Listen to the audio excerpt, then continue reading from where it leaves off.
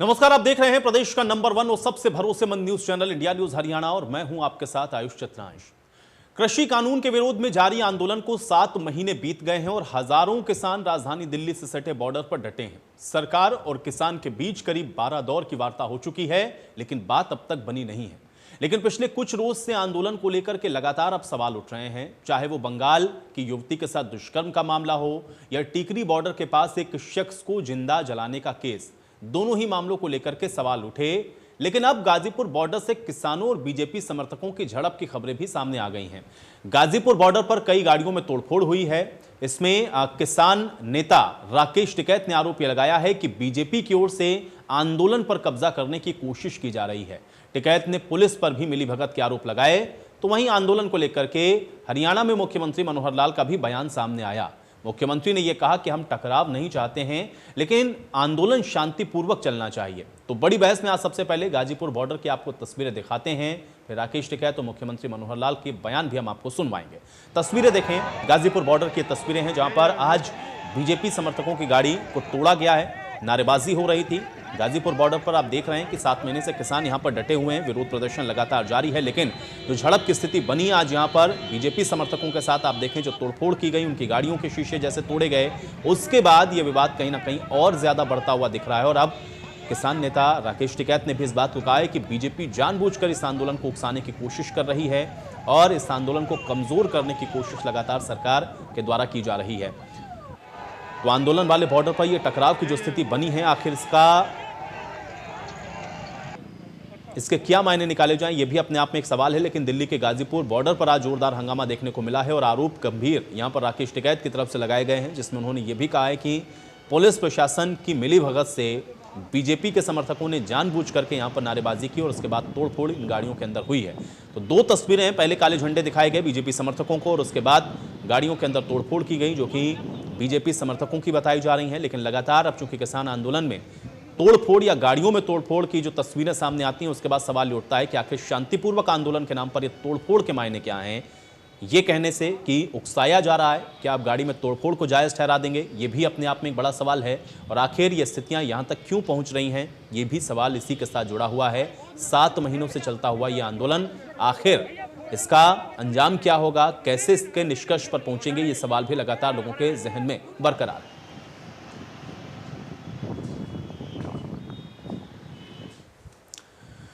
तो इस पूरे मामले को लेकर के किसान नेता राकेश टिकैत से गाजीपुर बॉर्डर पर हमारे सहयोगी जतिन गोस्वामी ने खास बातचीत की है। राकेश टिकैत का क्या कुछ कहना है, सुनिए। कैस साहब यहाँ पर मौजूद हैं, एक बार बात कर लेते हैं। सर, आज क्या हुआ सर, जानना चाहेंगे। आंदोलन स्थल पे कुछ लोग आए जो किसी पार्टी के बता रहे थे जी। और वे पिछले 2-3 दिन से यहाँ पर आ रहे थे। आज भी उन्होंने यहाँ पर लोगों को उकसाने का काम करा। बीजेपी के लोग थे, हालांकि झंडे दिख रहे। झंडे के दिख रहे, बीजेपी के लोग थे। फिर हुआ क्या सर? उन्होंने पत्थरबाजी करी, डंडे चलाए, आपस में उनका फिर तकरार हुआ, कुछ ये चीजें हुई यहाँ पे। उनका ही आरोप है कि किसानों के पक्ष की तरफ से लोग आए, डंडे मारे, तोड़े, कुछ भी क्या लेना है यहाँ पे। अपने स्टेज के पास में कौन आ रहा है? अगर घर पर आने पे कोई हमला करेगा, आने के घर पे ही आए ना वे हमारे यहाँ पे, पुलिस फोर्स की मौजूदगी में आए यहाँ पे।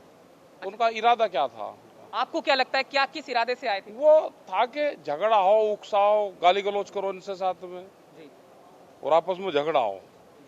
अच्छा, अब पुलिस को क्या कहा गया है, आपको कुछ पता चला? उनकी तरफ से क्या तहरीर? अभी नहीं पता हमको, हम अपनी तहरीर दे रहे हैं। आप क्या दे रहे हैं तहरीर में? थोड़ा हम तो देंगे ना कि यहाँ पर आने कर उन्होंने हमला करा, तहरीर देंगे। और किसान यूनियन का, आपका, राकेश टिकैत साहब का अगला स्टैंड क्या है? हमारा ये है कि इसकी जांच हो, पूरे उसकी प्रकरण की जांच होनी चाहिए और इस तरह की हरकत ना हो। पुलिस फोर्स को उनको रोकना चाहिए। किसी का स्वागत उनको करना है, करो। यहाँ से 200 मीटर पहले कर लो, आगे कर लो कहीं, या स्टेज के सामने ही स्वागत होता है। 20 मीटर पे ही स्वागत होता है।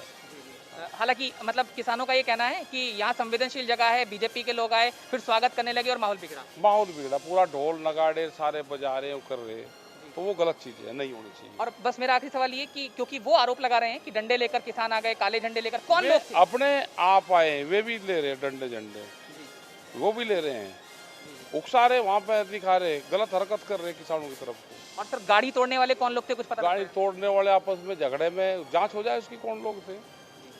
और क्या किसानों की तरफ से कोई घायल है? बिल्कुल घायल है, हमारे लोग भी घायल है। भाई मारपीट करी ना उन्होंने, मारपीट तो उन्होंने करी है आने का। आपका एक बयान चल रहा है सोशल मीडिया पर कि बीजेपी के लोग दोबारा मंच पर आएंगे तो हम बक्कल वाली इस तरह अरे क्या लेना आएंगे भाई यहाँ पे? भाई उनका स्टेज है, ये उनका स्टेज है कि हम बीजेपी के मुख्यालय पर जाने लगे और वहां पर कब्जा करने लगे और वहां पर धरना स्थल बनाने लगे तो मंजूर होगा उनको? ये धरना स्थल है, क्यों आएंगे वे लोग यहाँ पे? तो राकेश टिकैत के बयान को तो आपने सुन लिया, लेकिन वहीं किसान आंदोलन को लेकर के मुख्यमंत्री मनोहर लाल ने भी आज एक बड़ा बयान दिया। उन्होंने ये कहा कि किसानों से बहुत ज्यादा बार अपील हो चुकी है और इस आंदोलन को 7 महीने से ज्यादा हो चुके हैं। उन्होंने ये भी कहा कि कृषि मंत्री पहले भी कह चुके हैं कि वो अपनी बात रखें, लेकिन इसमें बदलाव हो सकता है, कानून वापस नहीं हो सकता। उन्होंने ये भी कहा कि किसान बहुत ही पवित्र शब्द है, लेकिन किसान शब्द को कुछ लोग अपवित्र कर रहे हैं।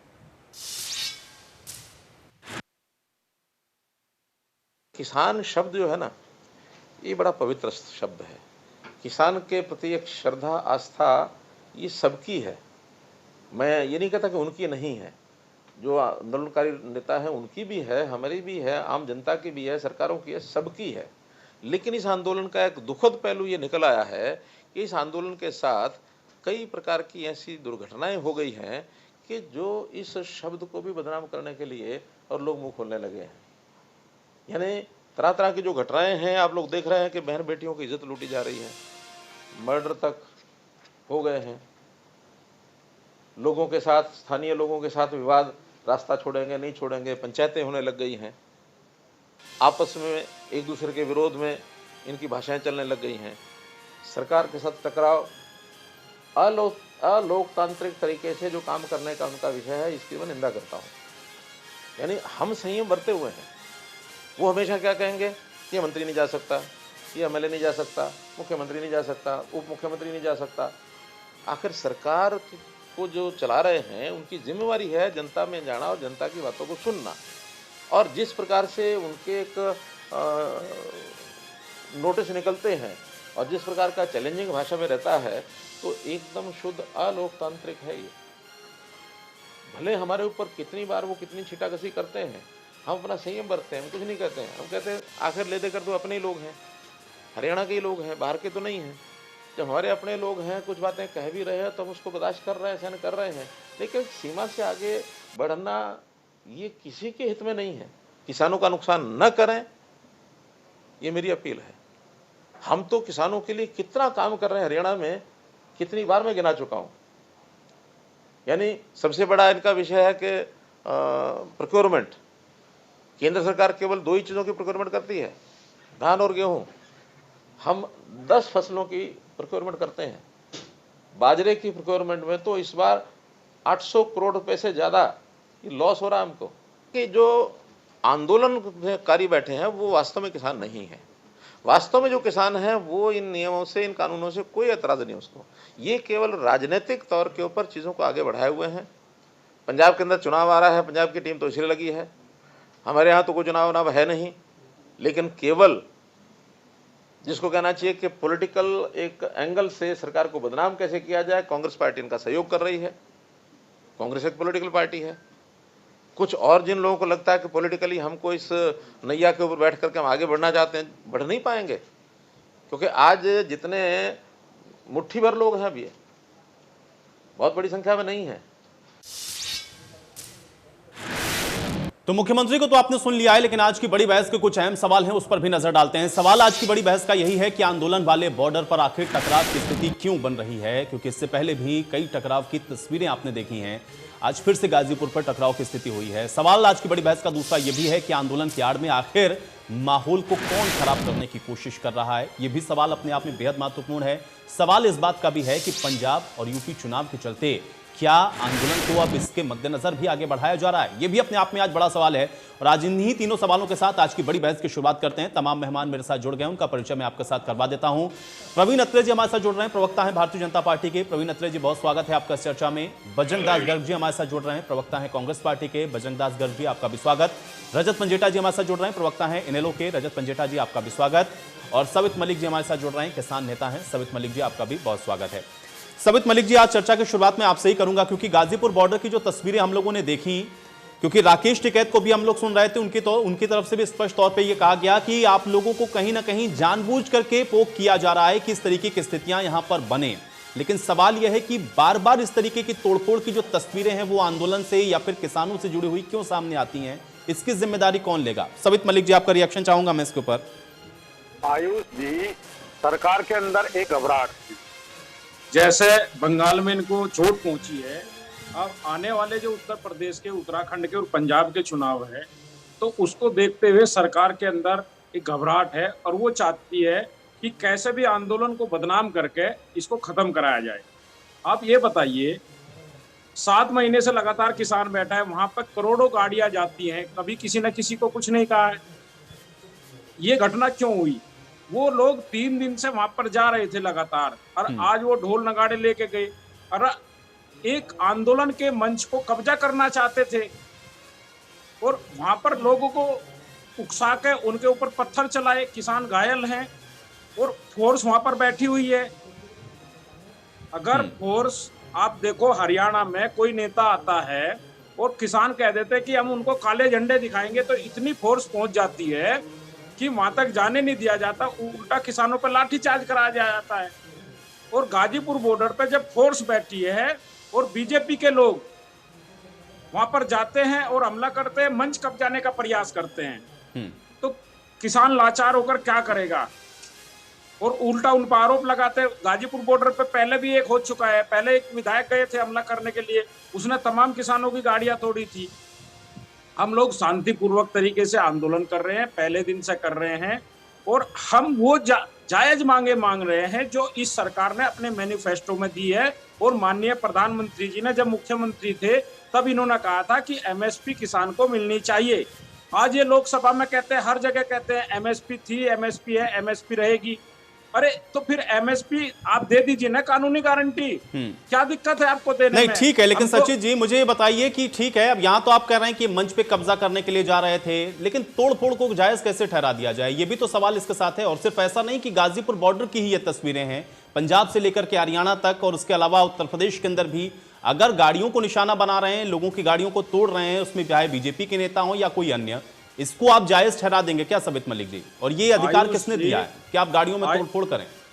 आयुष जी, किसानों ने भी कहीं तोड़फोड़ नहीं की।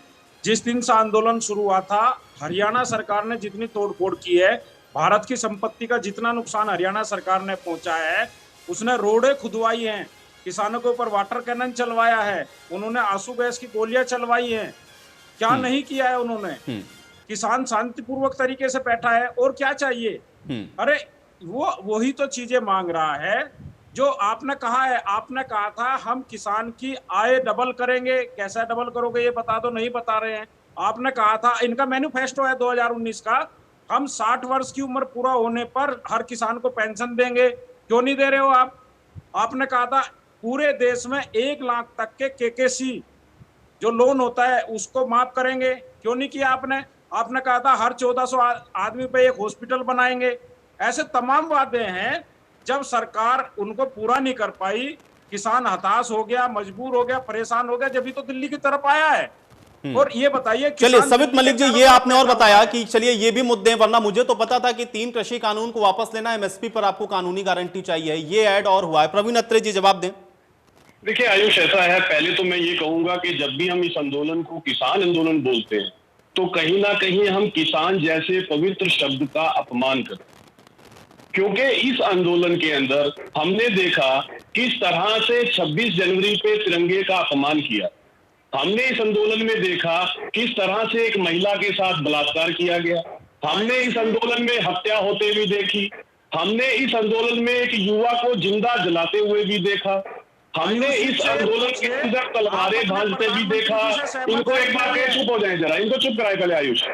हमने नहीं, सभी देखिए एक एक करके, सब लोग एक एक करके बोलेंगे। नहीं ऐसे नहीं, ऐसे चर्चा डिस्टर्ब होगी ना, वो फिर वो आपको नहीं बोलने देंगे, इसलिए एक एक करके बोले। मैंने आपको समय दिया, अभी प्रवीण अत्रे जी का समय है, जब मैं दोबारा आपके पास आऊंगा आप उसका जवाब दीजिएगा। प्रवीण जी कंप्लीट करें। देखिए, हमने इस आंदोलन में हत्या होते देखी, युवक को जिंदा जलाते देखा, महिला से बलात्कार देखा, महिला का अपहरण देखा, देखा, हमने इस आंदोलन के अंदर बाकायदा ये कहते सुना कि इंदिरा उड़ा दी है, मोदी क्या चीज है। हमने इस आंदोलन के अंदर सिख फॉर जस्टिस जैसे विभाजनकारी संगठन के लंगर लगे देखे, हमने इस आंदोलन में भिंडरावाला के पोस्टर लगे देखे, हमने इस आंदोलन में जगतार हवारा के पोस्टर देखे, हमने इस आंदोलन में ट्रैक्टरों पे खालिस्तान लिखा देखा, हमने इस आंदोलन में साइकिल पे खालिस्तान जिंदाबाद लिखा देखा। तो जो ये सब काम इस आंदोलन में हमने देखे, क्या देश का किसान ऐसा कर सकता है? कतई नहीं। इसलिए मैं ये कहता हूं कि इस आंदोलन को जब हम किसान आंदोलन बोलते हैं तो कहीं ना कहीं किसान जैसे पवित्र शब्द का अपमान करते हैं, क्योंकि इस आंदोलन के नेताओं को हमने धारा 370 को दोबारा लगाने की वकालत करते देखा। इससे बड़ा विभाजनकारी एजेंडा और क्या हो सकता है? अब यहाँ पे किसान नेता ये कह रहे थे कि भारतीय जनता पार्टी के चुनावी मैनिफेस्टो में किसान को पेंशन देने का वायदा किया था। इनको शायद जानकारी नहीं है। किसान मानधन योजना के नाम से बाकायदा योजना लाके किसान को 3,000 रुपए माहवार पेंशन का प्रबंध तो पहले ही सरकार कर चुकी है। जब ये चुनावी मैनिफेस्टो की बात करते हैं तो इनको कांग्रेस के चुनावी मैनिफेस्टो का भी जिक्र कर लेना चाहिए, जिसमें इन्हीं कृषि सुधारों की वकालत कांग्रेस कर रही थी। हमने भी अपने मैनिफेस्टो में कहा था कि सरकार बनने के बाद हम ये कृषि सुधार करेंगे, तो ये कह के हमने वोट लिया था और देश के किसान ने हमें वोट दिया और हमने अपने वायदे को पूरा किया। बार बार जो किसान संगठन के नेता एक बात करते हैं, मैं इनसे केवल 2 सवाल पूछना चाहता हूं। अगर हरियाणा प्रदेश की बात करें, हरियाणा सरकार ने सत्ता में आने के बाद मनोहर जी ने लगभग 20 योजनाएं किसान हित में बनाई। किसान की फसल का एक एक दाना एमएसपी पे खरीदेंगे ये सुनिश्चित किया। बाजरा, सरसों, सूरजमुखी, मूंग, ये सब जो फसलें हैं इनका एमएसपी पे खरीदना सुनिश्चित किया। क्या वजह है कि मेरे मित्र किसान नेता कांग्रेस से ये सवाल नहीं पूछते कि साहब जब हरियाणा सरकार एमएसपी पे फसलें खरीद रही है तो राजस्थान में बाजरा 1100 में क्यों पिट रहा था? क्यों नहीं आपने वहां पे सवाल खड़ा किया? हरियाणा प्रदेश में किसान को गन्ने का सर्वोत्तम दाम दिया जाता है 350 रुपए। क्या वजह है कि पंजाब के अंदर 320 रुपए है? आपने वहां पे सवाल क्यों नहीं पूछा? कहीं ना कहीं जिस तरह से आज आपने देखा कि ये किसान नेता जो बात किसान हित की करते हैं, लेकिन ये पहुंच जाते हैं फरीदाबाद के खोरी गांव में और एक ऐसे मुद्दे पे पहुंच जाते हैं जिसमें माननीय सुप्रीम कोर्ट के आदेश है और 2016 में माननीय हाई कोर्ट के आदेश थे। मतलब पूर्ववर्ती सरकारों की कारगुजारियों के विरुद्ध माननीय सुप्रीम कोर्ट जो आदेश पारित करते हैं, वहां पे ये तथाकथित किसान नेता अपने एजेंडे को लेके पहुंच जाते हैं वर्तमान सरकार की खिलाफत करने। क्या इससे हमें समझ में नहीं आता कि पूरी तरह से राजनीतिक प्रेरित? मुझे एक बात बताइए, जब इन्हीं के एक तथाकथित किसान नेता मीडिया में आके ये आरोप लगाते हैं कि गुरनाम सिंह चढ़ूनी ने कांग्रेस से 10 करोड़ रुपए में समझौता कर लिया है कि सरकार को किस तरह से गिराया जाए, आज तक इन्होंने सवाल क्यों नहीं पूछा गुरनाम सिंह चढ़ूनी से? गुरनाम सिंह चढ़ूनी ये दावा करते रहे कि साहब ये जो आरोप लगाए हैं, जिस अखबार में ये खबर छपी है मैं उसको नोटिस भेजूंगा, कानूनी कार्रवाई करूंगा। लेकिन प्रवीण जी मुझे बताइए, टकराव की स्थिति फिर क्यों बन रही है? क्यों कोई गाड़ी के शीशे आपके तोड़ेगा? क्योंकि ये भी कहा गया राकेश टिकैत की तरफ से कि आप लोग ही पोक कर रहे थे, यानी कि बीजेपी के कार्यकर्ता 2 दिन से वहां पर जा रहे थे, इनके मंच पे कब्जा करने की कोशिश कर रहे थे, वहां मौजूद पुलिस मूक दर्शक बनी हुई है। ये पोक क्यों किया जा रहा है? वो शांतिपूर्वक कर रहे हैं, उनको करने दीजिए। आयुष, इनके इस झूठ के लिए भी मैं आपको सच्चाई बताता हूँ। हुआ ये कि भारतीय जनता पार्टी ने उत्तर प्रदेश के वाल्मीकि समाज के एक व्यक्ति को संगठन में एक बड़ा उच्च पद दिया। समाज के लोग उस व्यक्ति के स्वागत के लिए बॉर्डर पे आए, क्योंकि दिल्ली से ये एक प्रथा भी है और बहुत से राजनीतिक दल ऐसा करते हैं, जब उनका कोई बड़ा नेता दिल्ली से प्रदेश में आता है जिसको कोई बड़ी जिम्मेदारी मिलती है तो समर्थक उसका स्वागत करने के लिए वहां पहुंचते हैं और बाकायदा जुलूस की शक्ल में उसको उसके स्थान तक लेके आते हैं। जब उनके समर्थक वाल्मीकि समाज के लोग वहां उनके स्वागत के लिए पहुंचे, तब इन तथाकथित एजेंडाधारियों ने बाकायदा उनके ऊपर तलवारें चलाई।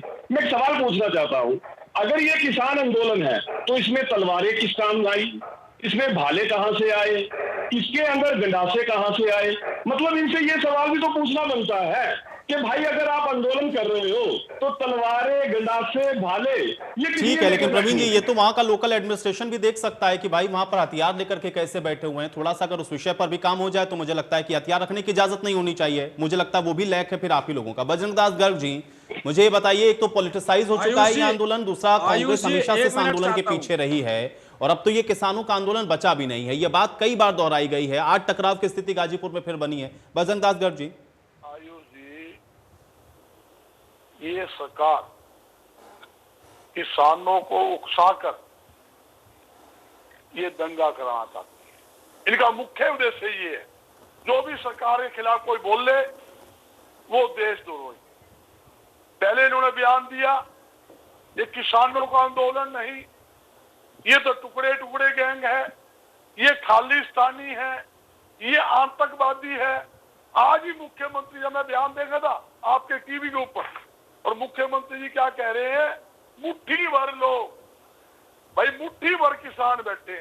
भाई मुट्ठी भर अगर किसान है, जब किसान आंदोलन करते हैं तो आप मैदान छोड़ के क्यों भाग जाते हो? लेकिन गर्ग साहब आपके ही सांसद हैं, उनकी ही तरफ से ये बात बताई गई थी कि वहां खालिस्तानी समर्थक लोग मौजूद हैं। अब या तो उनको पार्टी से निष्कासित कर दीजिए। क्यों कहा उन्होंने? या तो आप इस बात को मानिए जो प्रवीण अत्रे जी कह रहे हैं कि वहां पे खालिस्तानी समर्थक लोग हैं। अगर देश में खालिस्तानी घुसे हैं तो आपकी सरकार क्या कर रही है? आपको घर बैठ जाना चाहिए। मैं यही कह सकता हूँ, घर बैठ जाना चाहिए। और दूसरी बात सुनिए, जिस प्रकार ये कहते हैं मुट्ठी भर लोग किसान है, कभी कहते किसान ही नहीं है। जब मुट्ठी भर किसान है, हिसार के अंदर जब झगड़ा हुआ, यहाँ धरना लगाया किसानों ने। गर्ग साहब लेकिन उस बात का जवाब दीजिएगा, आपके सांसद ने क्यों कहा? मैं सारा जवाब दूंगा, एक के साथ हर चीज का जवाब दूंगा। अत्रे जी बोल रहे वो भी बताऊंगा, और मुख्यमंत्री जी जो बोल रहे थे वो भी बताऊंगा। किस प्रकार के किसान के हितैषी है, किसान के हित के इन्होंने क्या किया। इभी हाल ही के अंदर, इभी 5 दिन पहले इन्होंने जीरी धान के ऊपर 1% मार्केट फीस थी, 1 से बढ़ाकर आयुषी 4% कर दी। ये किसान हितैषी है। सब्जी फल के ऊपर कभी मार्केट फीस हरियाणा में नहीं थी, उसके ऊपर 2% नई मार्केट फीस लगाकर किसान हितैषी का इन्होंने एक प्रमाण पत्र और दिया है। इभी हाल ही के अंदर एक नया ड्रामा और किया है। 3 साल पुराने जो होता नरमा के अंदर बिनोला निकलता है, बिनोला पर कभी टैक्स नहीं, मार्केट फीस।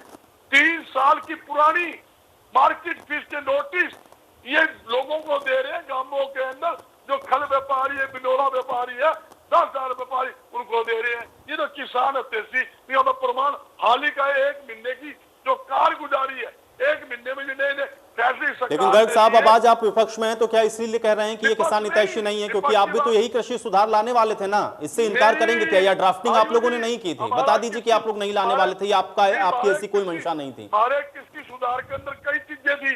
ये नहीं था कि प्राइवेट मंडियां बनेगी। आप कानून किसी कानून देख लो, हमारे उसमें ये नहीं थी कि ये जो है जो आप बोलते हैं इसको क्या स्टोरी जिसको आप बोलते हो अभी, ये जमाखोरी बढ़ाने के लिए ये स्टॉक सीमा, जो स्टॉक सीमा है वो खत्म करने का हमारा कोई उसके अंदर प्लान ही नहीं था।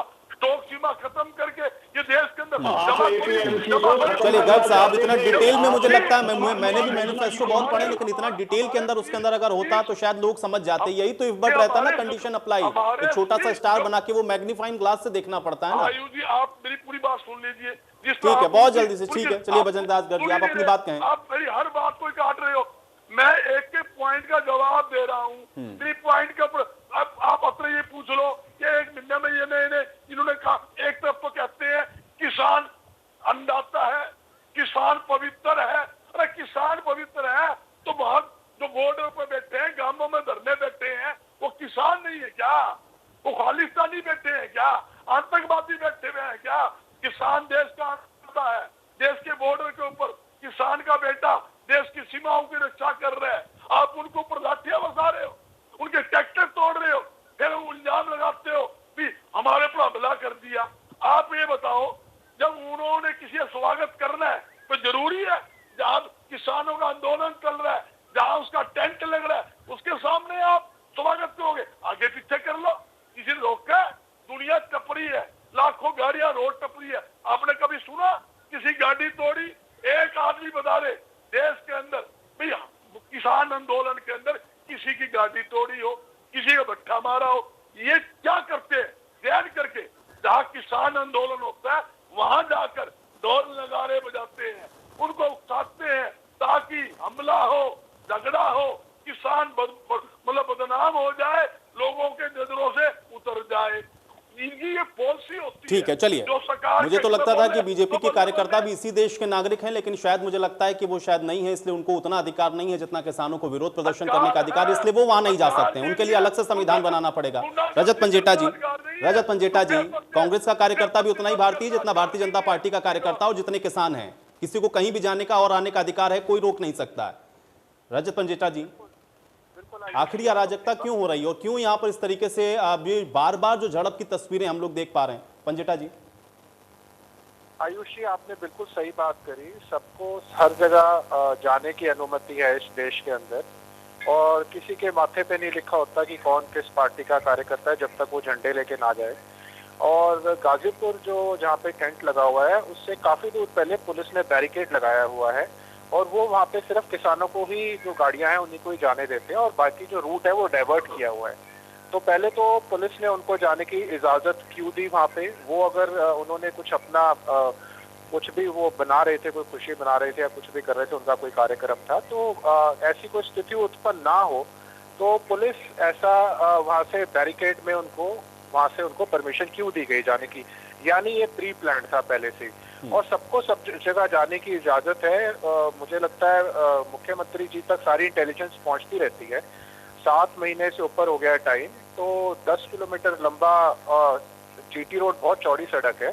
जाने जाने पे ही चारों तरफ टेंट है और आते हुए भी चारों तरफ टेंट है। वहां से किसी ने बाहर निकलना हो तो बाहर निकलना ही मुश्किल हो जाता है, उसको 2-2.5 घंटे वहीं लग जाते हैं। 10 किलोमीटर लंबा स्ट्रेच है जिसपे किसान बैठे हुए हैं, और किसी को तकलीफ होती है तो वही व्यक्ति वहां बैठता है। इनको सारा कुछ दिखा, इनको बहुत बड़ी मतलब जैसे अगर बैंक कर्मचारी हैं तो बैंक वाले बैठेंगे, तो अगर कोई जैसे बेरोजगार है तो वो अपना कहीं हड़ताल करते हैं। तो मेरा कहने का मतलब है कि वहाँ किसान ही बैठे हैं। हाँ, अगर कोरोना फैलाना हो तो ये किसानों का नाम ले देते हैं, वरना ये कहते हैं किसान तो अपने खेत के अंदर काम कर रहे हैं, वहाँ तो किसान ही नहीं है। जब उनको इल्जाम लगाना है उनके ऊपर कोई, तो ये देखिए सारी भाजपा ने जितनी बातें करी है, मैं इनकी एक एक बात का जवाब देता हूँ। इन्होंने कहा कि सब कुछ देखा वहाँ पर, ये देखा वो देखा, मगर इन्होंने 520 के लगभग किसानों की जान गई है, किसी भी तरीके से गई हो, वो भी आपके देश के नागरिक है। उनकी जान की भी कोई कीमत होनी चाहिए, इतनी संवेदना होनी चाहिए। आप ढूंढ ढूंढ के किसी की 4 इंडिविजुअल कोई लड़ाई हो गई वहाँ पे, किसी का कोई मर्डर हो गया, अरे आप ये सोचिए कि वो तो दूर है कहीं गांव के अंदर, अगर कोई भी घुस सकता है इस आंदोलन के अंदर, कोई भी शरारत कर सकता है। आपको इस चीज से आप ना आग के साथ खेल रहे हैं। जो आपने पुराने यहाँ पे पंचकुला में कराया था बाबा राम रहीम का कांड कराया, उसके बाद आपने रोहतक जज्जर चलवाया, आप 84 से ज्यादा लोग तो गोलियों से मार चुके हो हरियाणा के। आपको कुछ सीखना चाहिए कि ऐसी चीजें आप कचेड़बाजी में ना पड़े, किसानों को तंग ना करे। अभी ये गन्ने का रेट यूपी का बता रहे थे 325 रुपए रेट है, इनको यही नहीं पता 325 रुपए क्विंटल है यूपी का। बताया था भाई मैंने, पहले ध्यान से अरे, सुना करो। अरे पंजाब का बताया था। हाँ, ठीक है, सुना करो ध्यान से। एक एक करके, चलो कोई बात नहीं, आप मुझे पता था आप बीच में जरूर टोकेंगे। तो टोकना पड़ता है। कोई बात नहीं, कोई बात नहीं, थोड़ा संयम रखिए आप, तो फिर कोई और प्रवक्ता चलिए आएगा आगे हमारी बोलिए, तरफ आगे तो आपको बोलिए, बोलने नहीं बराबर देगा। कीजिए। चलिए प्रवीण जी, बोलिए। कभी कभी ऐसा हो जाता है, पंजेटा जी को मैं कंप्लीट किसी करें। के बीच में नहीं बोलता। हाँ जी, तो अभी ये बोल रहे थे कांग्रेस, निश्चित तौर पे कांग्रेस ये काले कानून इन्होंने ड्राफ्ट किया। आयुष जी, आपने बिल्कुल ठीक कहा कि इन्होंने ये लेके आए, और इसीलिए नरेंद्र मोदी जी ने उस वक्त गुजरात के मुख्यमंत्री होते हुए, शरद पवार जी एग्रीकल्चर मिनिस्टर थे, और अपना मनमोहन सिंह जी को पत्र लिख के खासकर एमएसपी की गारंटी मांगी थी उन्होंने। अगर ऐसा नहीं होता इसके अंदर, लेकिन आयुष जी बात ये नहीं है कि 7 साल पहले निश्चित तौर पर इन्होंने ये ड्राफ्ट करने वाली, चाहे जीएसटी है चाहे ये है कांग्रेस की, लेकिन 7 साल अगर हम पीछे जाते हैं, अगर हम 50 साल पीछे जाते हैं, तो यानी आज जो मुद्दा है उससे भटकते हुए हम आज के मुद्दे को एड्रेस नहीं करना चाहते। ये बार बार कहते हैं एमएसपी थी, है और रहेगी। ये बार बार से पूछो थी है रहेगी, थी है रहेगी, अरे ये क्या मजाक है? आप उसको कानून में क्यों नहीं लाते हैं? उसका ऊपर कानून बना दीजिए, जो एमएसपी से कम खरीद करेगा उसको जेल होगी। अरे आप तेल महंगा आप खरीद रहे हैं ना, लोग गाड़ियां महंगी करते हैं, आप खरीद रहे हैं ना, तेल महंगे की वजह से कितनी महंगाई हो रही है। क्या कोई ऐसा व्यक्ति है जो जाके ये कह सकता है कि मैं इतना महंगा तेल नहीं खरीदूंगा? मगर ये किसान ही मिलता है इनको, कि किसान के ऊपर आ जाते हैं कि उसको न्यूनतम समर्थन मूल्य के ये एमएसपी नहीं बनाना चाहते। आयुष जी, आप मुझसे लिख के ले लीजिए, अगर कोई ऐसी नौबत आ भी गई ना कि ये 3 काले कानून वापस करने पड़ गए, फिर भी ये भाजपा की सरकार एमएसपी के ऊपर कानून नहीं बनाएगी, इसको लिखित में नहीं देगी। ऐसे तो हमारे के संविधान की जरूरत ही नहीं है, हम संविधान को वर्बल मान लेते हैं, ठीक है। ये कॉन्ट्रैक्ट लॉ, ये एविडेंस सारा कुछ फाड़ के फेंक देते हैं, हमें कोई सबूत की जरूरत नहीं है, सब कुछ वर्बल चलेगा इस देश में, थी है और रहेगा। भाजपा ने कह दिया अरे यही एविडेंस एक्ट है, भाजपा ने कह दिया यही कॉन्ट्रैक्ट है, यही एग्रीमेंट है, कुछ लिखत की जरूरत ही नहीं है। क्यों ये सरकारी दफ्तर खोल रखे हैं, इतनी फाइलें क्यों इकट्ठी कर रखी हैं, क्यों सारा कुछ लिखित में करते हो? एमएसपी पे कानून के ऊपर थी है और रहेगी। एक मंत्री कहता है हरियाणा सरकार का, मैंने बोल दिया कि एमएसपी है, जब तक मैं हूं एमएसपी रहेगी। अरे भाई क्या बात करते हो, क्यों पागल बना रहे हो हरियाणा की जनता का, क्यों पागल बना रहे हो किसानों का?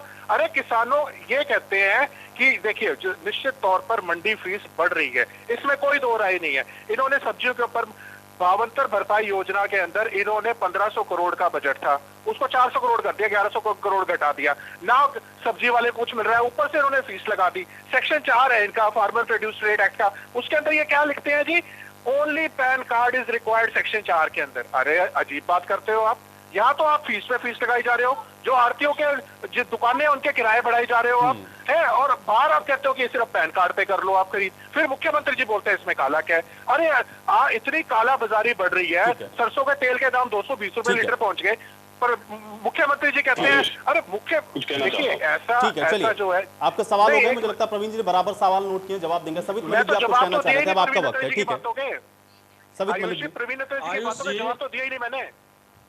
आयुष जी, मैं ये कह रहा था, जो हमारे बीजेपी के प्रवक्ता अभी कानून की और तमाम बातें कर रहे थे, पंचकुला में जो बीजेपी का मुख्यालय बना हुआ है, उस पर सुप्रीम कोर्ट का आदेश था कि इस पर कुछ नहीं कर सकते, और एक संवैधानिक पद पर रहते हुए माननीय मुख्यमंत्री जी ने वहां पर बीजेपी के कार्यालय का उद्घाटन किया और वहां 5 मंजिला इमारत खड़ी हुई है। ये लोग ऐसा कानून को मानते हैं। दूसरा ये कह रहे वहां पे खालिस्तानी है, ये है वो है। अरे तो आप लोग सरकार क्यों चला रहे हो? आप में कुछ बाकी नहीं है? अगर वहां आप खालिस्तानी है, माओवादी है, देश विरोधी है, तो गोली क्यों नहीं मार देते? या आपके बस की देश चलाना नहीं है, अपने घर बैठ जाओ, कोई और चलाएगा। या तो ये कहो कि किसान है, हमारे किसान है, जिस दिन वोट लेना था उस दिन तो हमारे किसान थे, और आज जब उनका हक देना पड़ रहा है तो ये खालिस्तानी है, ये पाकिस्तानी है। तो आपकी निकम्मी सरकार है, आंख बंद किए हुए है, देश के अंदर देशद्रोही घुसे हुए हैं, और आप कुछ कर नहीं पा रहे हो। शर्म आनी चाहिए आप लोगों को, देश को बेवकूफ बनाने का काम करते हो। आप कहते थे हम किसान की आय दुगनी करेंगे, अरे डीजल के भाव दुगने कर दिए, जितने किसान हैं सबके खर्चे आपने दुगने कर दिए हैं। आमदनी बताइए कैसे दुगनी करेंगे? आपसे सुप्रीम कोर्ट ने पूछा, आपने हाथ खड़े कर दिया कि हमारे पास कोई कानून नहीं है। यहां बैठकर देश की जनता को बेवकूफ बनाने का काम करते हैं। अरे किसान है, अन्नदाता है, प्रधानमंत्री जी कहते हैं कि पवित्र आंदोलन है, और आप लोग टीवी पर बैठ कर कहते हो ये लोग किसान नहीं है, तथाकथित किसान है। यानी कि आप अपने प्रधानमंत्री की बात भी नहीं मानते हो। आपसे बड़ा झूठा कोई है ही नहीं इस देश में, जुमलेबाजी करते हो बैठकर। अरे आपने ये देखा जब पूरा देश कोरोना काल में अपने घरों में बैठा हुआ था और देश की अर्थव्यवस्था माइनस में जा रही थी, उस वक्त किसान ने 3.5% की ग्रोथ दी। उस वक्त उद्योगपति मित्रों को लगा ये खेती ही है जो हम कर सकते हैं, तो रात के अंधेरे में आपने किसानों को बेच दिया, उद्योगपतियों को।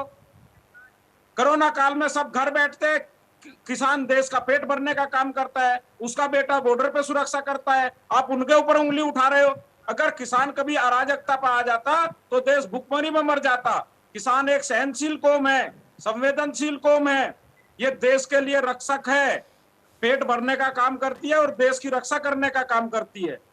तो आगे से जब भी किसान के लिए बोलो, सोचो सही बोलो, नहीं तो आप खुद अपने उसमें देखो, अगर वहां गुंडे हैं, माओवादी है, खालिस्तानी है, कोई गलत काम हो रहा है तो आपकी सरकार निकम्मी है, उसके बस की कुछ करना नहीं है।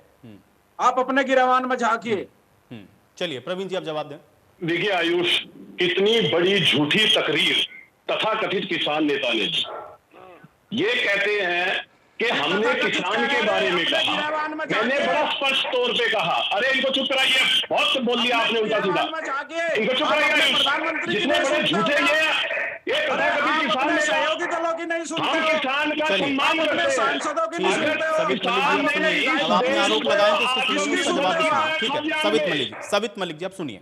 प्रवीण अत्रे जी, जवाब देखिए, ये तथाकथित किसान नेता कितना झूठा एजेंडा चलाते हैं।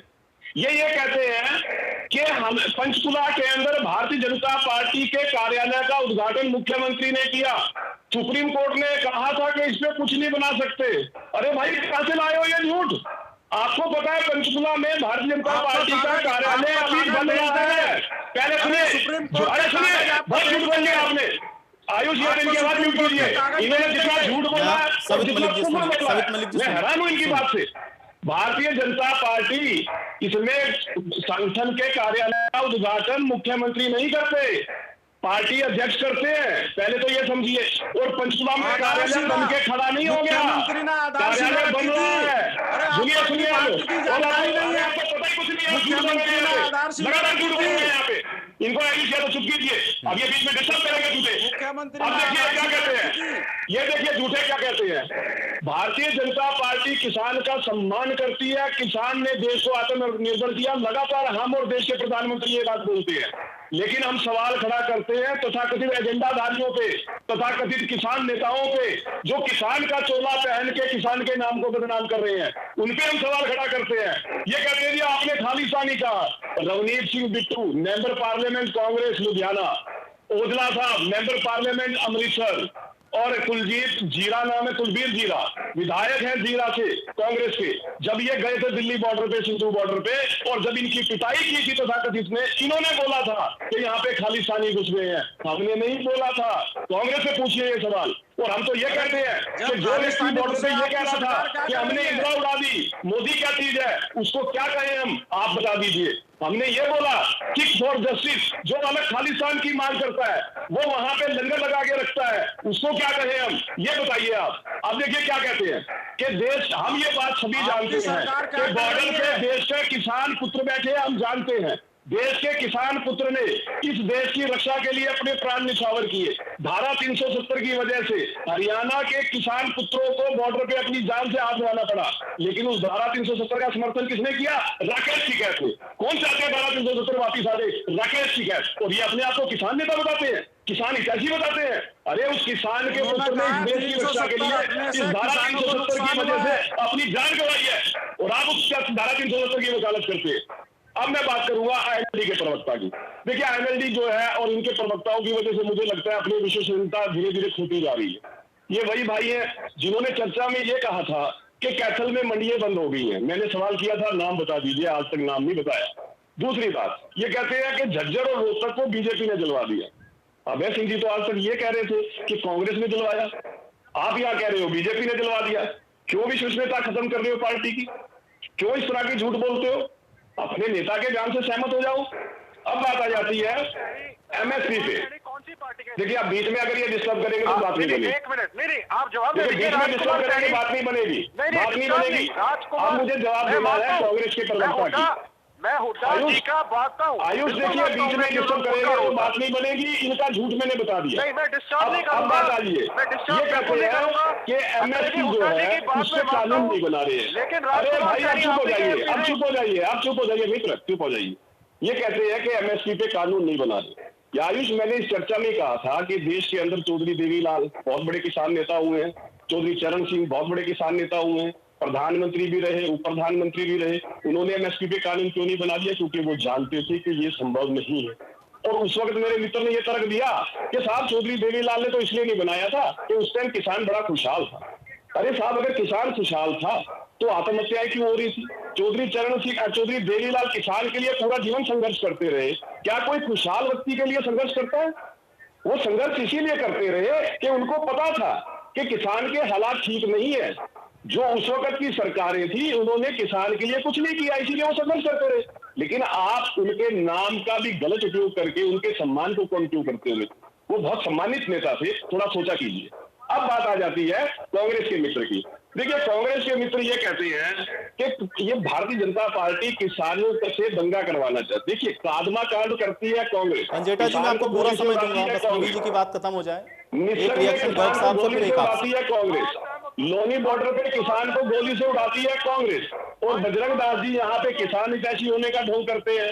अब एक और सबसे बड़ी बात, मैं इनसे एक सवाल पूछना चाहता हूं कि आपने जब तक कांग्रेस सत्ता में रही, क्या वजह थी कि आपने किसान का दाना एमएसपी पे नहीं खरीदा? मैं ये जानना चाहता हूं, 10 साल आप हरियाणा प्रदेश में और केंद्र में सत्ता में रहे, आपने सरसों एमएसपी पे क्यों नहीं खरीदा? आपने बाजरा एमएसपी पे क्यों नहीं खरीदा? आपने सूरजमुखी एमएसपी पे क्यों नहीं खरीदा? मैं केवल ये पूछना चाहता हूं, 10 साल में आपने मक्का की तो एमएसपी ही घोषित नहीं की, खरीदना तो बहुत दूर की बात है, और आप यहाँ बैठ के किसान हितैषी होने का ढोंग कर रहे हैं।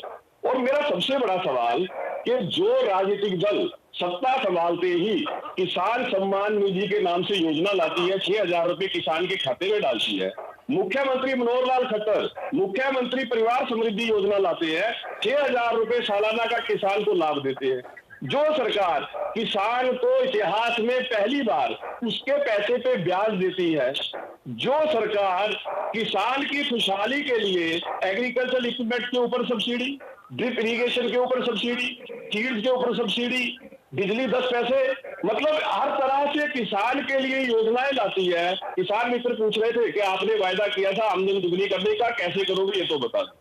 सबसे बड़ी बात, किसान की एमएसपी में हर साल बढ़ोतरी। ये जो मेरे दो पॉलिटिकल मित्र बैठे हैं, इनसे ये पूछिए कि क्या वजह थी कि कांग्रेस ने 2010-11 के अंदर धान की एमएसपी बढ़ाने के बजाय घटा दी थी? बढ़ाना तो दूर की बात है, उसको घटा दिया था। चलिए अब इनसे ही मैं जवाब ले लेता हूं, समय की कमी है मेरे पास क्योंकि मुझे दोनों को समय देना है। ठीक है, गर्ग साहब जवाब दें। आयुष जी, ये कहते हैं किसान के हम अत्यस्ती है, इन्होंने मेरी बात का एक भी जवाब नहीं दिया। मैंने कहा हाल के अंदर ही मार्केट फीस 1 से 4 कर दी, कोई जवाब नहीं। सब्जी फल पर 2% नई मार्केट में लगा दी, कोई जवाब नहीं। हमने 72,000 करोड़ रुपए का किसान का कर्जा माफ किया। ये तो पूरे देश के अंदर 72,000 करोड़ रुपए, और ये सरकार 6,000 रुपए सालाना के हिसाब से 7,20,000 रुपए 20,000 करोड़ रुपए बनते हैं साल के। आप केवल पूरे देश में 72,000 करोड़ रुपए माफ करके खुश हो रहे हो। आप लोगों ने भाई मोदी जी ने, अगर हम 10 साल की बात करें, 7,20,000 करोड़ रुपया बनता है जो किसान के खाते में जा रहा है। मैं बताऊंगा 72,000 से खुश हो रहे हो? हैरानी होती है। एमएसपी क्यों नहीं बढ़ाई किसान की आपने? क्या वजह थी? क्यों नहीं किसान का गेहूं खरीदते थे? 2013-14 में ही आपने मात्र 70 लाख मीट्रिक टन खरीदा था। मनोहर सरकार ने पिछले सीजन में 84 लाख मीट्रिक टन खरीदा है गेहूं। क्या वजह थी? आप बोलिए, चलवाते थे किसानों को। गर्ग साहब की बात को सुनेंगे। गर्ग साहब, धान घोटाला किसके राज में हुआ? सरसों घोटाला किसके राज में हुआ? बाजरा घोटाला किसके राज में हुआ? इन लोगों ने जितने अरबों रुपए की लूट, करोड़ों रुपए लूट की है, क्या करते थे? बाजरा सस्ते में किसान का 1100 रुपया खरीद कर 2150 में एमएसपी में ये लोग बेचते थे। इधर आज भी ले लो 1100 बाजरा, कौन सा एमएसपी बाजरा बिक रहा है इनका? इन्होंने सरसों में क्या किया? सरसों में लूट घसूट की। ये कहते हैं कि सरसों हमारे कारण तेजी में बिकी, पिछले साल, इससे पिछली साल जो सरसों बिकी उस टाइम ये 800-900 रुपए कम में बिकी, वो जो सस्ती खरीद कर एफर्ड के अंदर एमएसपी में बेच दी जब कमा के। ये जो तेजी में बिकी है इनके कारण नहीं बिकी। जो हमारी प्राइवेट ऑयल मिलें थी, मंडी के आड़ती के माध्यम से खुली बोली के अंदर जब सरसों बिकी, किसान को 2,000 से लेके 3,000 रुपए तक एमएसपी से ज्यादा मिला। मैं यही समझाना चाहता हूँ, सरकार किसी कानून के अंदर ये जो प्राइवेट मंडियां लाना चाहते हैं, इससे बड़ा जो सरकारी मंडियां बंद करना चाहते हैं, ये किसानों का ही फसल ओली पौनी दामों में खरीद कर सरकारों पर पंजेटा जी ये कमाना चाहते हैं। पंजेटा जी, ये किसान आरती मजदूर विरोधी सरकार है पूरी तरह से। ठीक है, चलिए रजत पंजेटा जी, पंजेटा जी अत्रे जी के सवालों का जवाब दे दें। ठीक है, बिल्कुल बिल्कुल। जब चौधरी देवीलाल जी देश के प्रधानमंत्री थे, उस टाइम 3.5 रुपए लीटर डीजल था। आपने 2,700% बढ़ा दिया, उसके लिए किसान आपका धन्यवाद कर रहा है और चौधरी देवीलाल जी का भी धन्यवाद कर रहा है। वो 3.5 रुपए डीजल था और 1 रुपए ही बढ़ा। और आप अभी भी गारंटी मुंह पे नहीं दे सकते हैं चैनल पे बैठ के कि कल डीजल के दाम नहीं बढ़ेंगे। क्या आप गारंटी दे सकते हो कि आप डीजल के दाम कम करेंगे? 1 मिनट बीच में नहीं बोलेंगे आप, बीच में नहीं, आपकी टर्न नहीं है। 3,95,000 किसानों ने आत्महत्या कर ली थी 1990 से लेकर 2010 तक। आपको पता है इस बात का? ठीक है, पंजेटा जी को बोलने दीजिए, ठीक है, उनका समय, ठीक है, पंजेटा जी का समय, ठीक है, पंजेटा जी। प्रवीण जी देखिए, आपके पहले के सवाल उसका भी जवाब चाहिए ना पंजेटा जी। बजरंग दास कर जी, एक मिनट। इन्होंने पूछा मंडिया कौन सी बंद हुई, तो आप लिख लीजिए। इनको लगा था कि मेरे पास जवाब नहीं होगा। आप बताइए। पुंडरी और पाई, सुनिए, पुंडरी और पाई, ये मैं यहाँ टीवी पे चैलेंज करता हूँ, ये बड़ा झूठ है। पुंडरी मंडी भी काम कर रही है, पाई भी काम कर रही है, ये बड़ा झूठ है। मैं इस चैनल पे झूठ नहीं चलने दूंगा आयुष, मैं चैनल पे झूठ नहीं चलने दूंगा। आपसे निवेदन करूंगा, पुंडरी और पाई आप कंफर्म करवाइए, दोनों मंडी काम कर रही है, ये झूठ चैनल पे नहीं चलेगा। आयुष आप अपनी टीम से आइए, ठीक है, चलिए, ठीक है।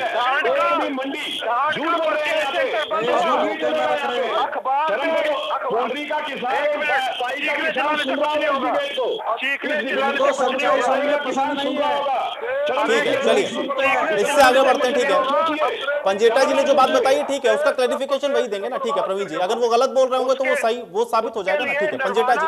नरवाना चंडीगढ़ हिसार हाईवे जाम लगाया गया, वो अखबार की न्यूज है, वहां पे खरीद और उठान बंद हुई।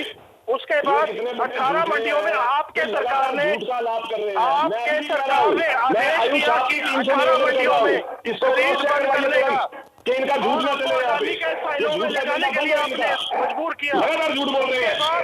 उसके बाद आप कह रहे हो झूठों के सामने कौन झूठ बोल रहा है? झूठ बोल रहे हो, कब तक झूठ के झंडे में जिंदा रहोगे? कब तक झूठ के झंडे में राजनीति करोगे? राजनीति झूठ से नहीं चलती, राजनीति सच से चलती है। आप अपने नेताओं के नामों से मुकर जाते हो, आप कैसे मुकर जाते हो? नेता कुछ और बोलते हैं, आप कुछ और बोलते हो। आप अपने नेताओं का सम्मान नहीं करते, अपने नेताओं को साबित करते हो बैठ के। आपको नाम लेके बता रहा हूं, उचाड़ा कहां से है? कुछ नहीं होगा सुनने की हिम्मत रखो, नाम लेके बता रहा हूं।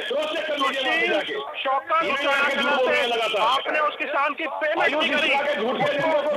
चलिए ठीक है पंजेटा जी, ये चर्चा मैं यहीं समाप्त करूंगा क्योंकि समय नहीं है, लेकिन अगली चर्चा में मैं बिल्कुल उम्मीद करूंगा कि विद एविडेंस आए ताकि और इसका खुलासा हो सके, क्योंकि आप क्या कह रहे हैं वो क्या कह रहे हैं, दोनों लोग एक दूसरे के बीच में बोल रहे हैं, इसलिए ऑडियो मुझ तक भी स्पष्ट नहीं आया। बहुत शुक्रिया आप लोगों का समय निकालने के चर्चा का हिस्सा बनने के लिए। हालांकि किसानों के आंदोलन को चलते हुए 7 महीने बीत चुके हैं, इसका हल क्या होगा ये भी सवाल अपने आप में बरकरार है, लेकिन जिस तरह से बार बार घटनाएं बॉर्डर पर घटित हो रही हैं, सवाल उस बात को भी लेकर है कि आखिर ये टकराव की स्थिति बन क्यों रही है। आज बड़ी बहस में मेरे साथ फिलहाल इतना ही।